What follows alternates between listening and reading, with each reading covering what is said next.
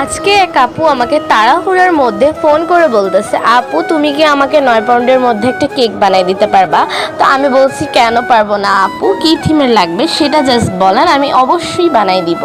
তারপরে উনি বলে মিকি মাউস থিমের লাগবে, কারণ আমার ছেলে মিকি মাউস থিমের কেক অনেক পছন্দ করবে, কারণ ও অনেক বেশি মিকি মাউসের কার্টুন দেখে। তো আমি বলছি আচ্ছা ঠিক আছে, আপনার থিমটা কি? উনি বললেন আকাশি।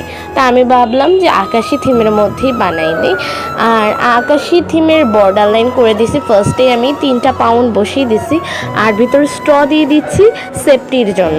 তারপরে উপরে কিছু মিকি মাউসের প্রিন্ট আমি বসায় দিচ্ছি।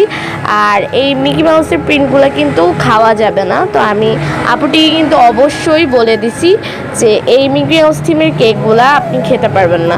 তো উনি বলছে আচ্ছা কোনো সমস্যা নাই, দিয়ে দেন। আর আমি সবাইকে কিন্তু বলেই দিই যে এটা খাওয়া যাবে না, ওইটা খাওয়া যাবে না। আচ্ছা তোমরা এই লুকটা কেমন লাগলো সেটা জানাও। Take care.